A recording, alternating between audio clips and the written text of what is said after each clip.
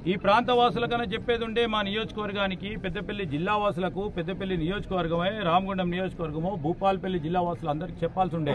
ఈ ప్రాజెక్ట్ ఇక్కడ కట్టినాము ఈ ప్రాజెక్టు కట్టిన ఈ ప్రాంతంలో ఉన్న ప్రాంతవాసుల ఇల్లు పోయినాయి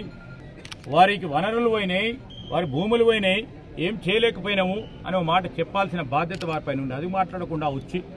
మళ్ళా వారిపైన దౌర్జన్యం చేసే కార్యాచరణ తీసుకొని ఈరోజు ఓపికతో పోతా అంటే మేము కూడా ఆ రోజు రమ్మన్నాం మా ఉత్తమ్ కుమార్ రెడ్డి గారు వారికి పిలుపునిచ్చారు మాతో కలిసి రండి కలిసి చూద్దాము బ్యారేజీ నిర్మాణానికి సంబంధించిన ఎక్కడ బీటలు వారినాయి ఏ విధంగా రేపు ప్రాజెక్టుకు పెద్ద ప్రమాదం పొంచెత్తి ఉన్నది రండి అంటే ఆ రోజు రాలే కానీ వారి పార్టీ పరంగా వారు పోయినరు చాలా సంతోషం ఎవరిని కూడా ఇబ్బంది పెట్టొద్దని చెప్పినాం వారు పోయి చూడాల్సిందే వారు చేసిన ఘనత రాష్ట్ర ప్రజలందరూ కూడా వారి చేతుల మీదుగా చూడాలి ఎక్కడ వారు పోయి చూస్తే ఇప్పటికైనా కళ్ళు తెరుచుకొని అరే నిజంగానే జరిగింది కాంగ్రెస్ పార్టీ వాళ్ళు కానీ కమ్యూనిస్ట్ పార్టీ వాళ్ళు కానీ ఎంఐఎం కానీ ఇంకా ఇతర పార్టీలు కానీ ఏది రాజకీయం చేస్తలేరు నిజంగానే జరిగింది ఈ జరిగిన దానికి జవాబు చెప్పాల్సిన బాధ్యత ఈరోజు టీఆర్ఎస్ పార్టీకి సంబంధించిన ఈ ప్రాజెక్టు సంకల్పన చేసి గొప్ప ఇంజనీర్గా ఉన్న కేసీఆర్ గారు జవాబు చెప్పాలి కేసీఆర్ గారు జవాబు చెప్పాలా ఈ రాష్ట్ర ప్రజలకని మేము డిమాండ్ చేస్తూ ఉన్నాం కాళేశ్వరం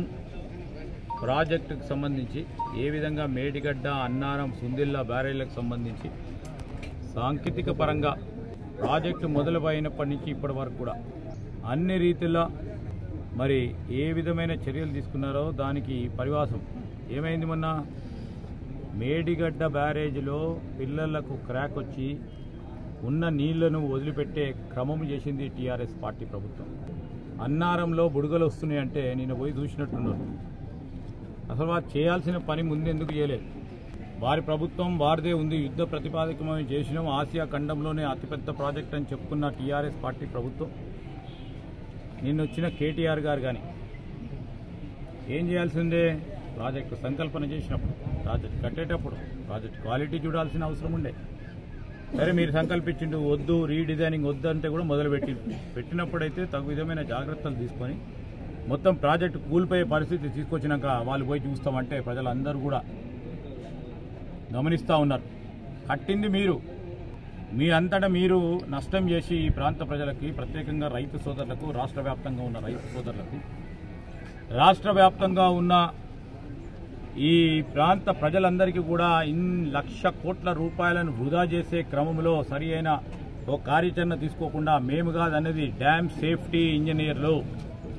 కేంద్ర ప్రభుత్వానికి సంబంధించిన డ్యామ్ సేఫ్టీ అధికారులు చెప్పిండ్రు నాణ్యతలో లోపం ఉన్నది డిజైనింగ్లో లోపం ఉన్నది దాని సంకల్పనలో లోపం ఉంది అన్ని లోపాలు పెట్టుకొని మేము పోయి చూస్తామంటే మందబలం పోయితో చూస్తే ప్రజలందరూ హర్షిస్తామనుకున్నారు వారినే వారి చేతుల మీదుగా కట్టినరు ఎందుకైంది చెప్పాల్సిన బాధ్యత ఉండే ఈరోజు రాష్ట్ర ప్రజలకు క్షమాపణ చెప్పాల్సిన అవసరం ఉండే మేమేమంటున్నాము ముఖ్యమంత్రి గారు ఏమన్నారు ఇరిగేషన్ మంత్రి ఉత్తమ్ కుమార్ రెడ్డి గారు ఏమన్నారు సాంకేతిక నిపుణులతో చర్చించి ఏ కార్యాచరణ తీసుకోవాలనో వారిచ్చిన సలహా సూచనల మేరకు తీసుకుంటామని ఒక బాధ్యతగా చెప్పిండ్రు ఆ బాధ్యత భాగంలోనే ఈ రాష్ట్ర ప్రభుత్వం ముందుకు పోతా ఉంది